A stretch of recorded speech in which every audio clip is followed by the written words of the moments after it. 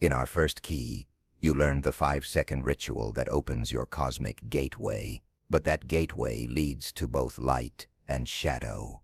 What if I told you that the greatest obstacle to your manifestation power isn't external at all? What if the very force blocking your desires is a hidden part of yourself that you've been taught to reject, suppress, and deny? This is your shadow self, the warehouse of everything you've disowned, the repository of your rejected qualities, the home of your unfaced fears, and it holds 90% of your manifestation power. When you opened your cosmic gateway in Key 1, you created a channel for universal energy, but that energy flows through your entire being, not just the parts you approve of. This is why so many spiritual seekers remain frustrated. They've mastered positive thinking, vision boards, affirmations, and meditation, yet their manifestations remain inconsistent or non-existent. They're trying to manifest with only 10% of their power, while their shadow self, with the remaining 90%, actively sabotages their every intention. Today, I'll reveal the ancient shadow integration technique that transforms your darkness into manifestation fuel. This is the missing piece that most spiritual teachers are either unaware of or deliberately withhold. The shadow isn't evil, it's simply misunderstood power. It's the energy you've labeled as unacceptable, the parts of yourself you've hidden from the world.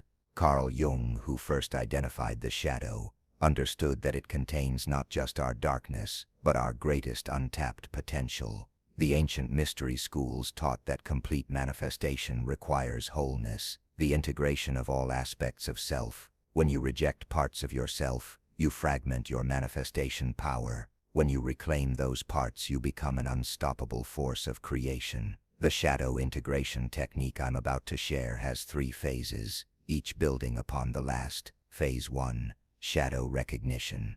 Most people never manifest their desires because they're unaware of how their shadow is working directly against their conscious intentions. Your conscious mind may desire abundance, but your shadow holds the belief that money is evil. Your conscious mind wants a loving relationship, but your shadow fears intimacy and rejection. Your conscious mind seeks health and vitality, but your shadow clings to illness for protection or attention.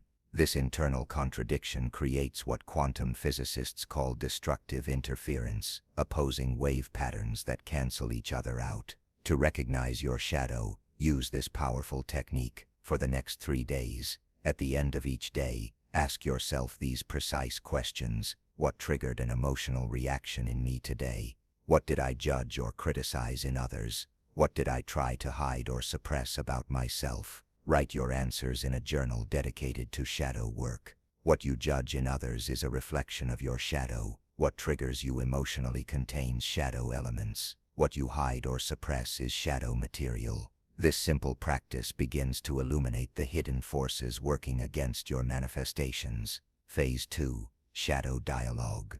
Once you've identified shadow elements, you must establish communication with them. This may seem strange at first, but your shadow aspects are simply fragmented parts of yourself that were rejected at some point in your development.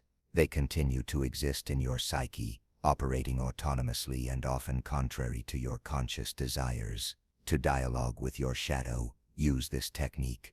Choose one shadow aspect you've identified. Sit in meditation and visualize this aspect taking form before you. Ask it 3 specific questions. When did you first enter my life? What are you trying to protect me from? What do you need to be integrated? Then allow it to speak through your journal, writing whatever comes without censorship.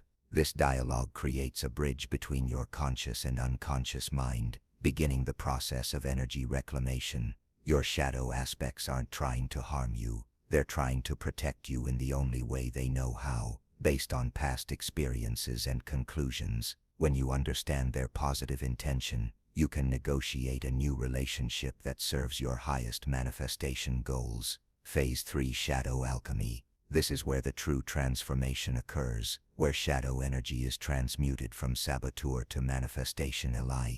The ancient alchemists understood that lead could be transformed into gold through specific processes. Your shadow energy follows the same principle. It can be transformed from resistance to power through conscious alchemy. For this phase, use the following ritual. Create a sacred space where you won't be disturbed. Light a black candle to represent shadow energy. Light a gold candle to represent transmuted power.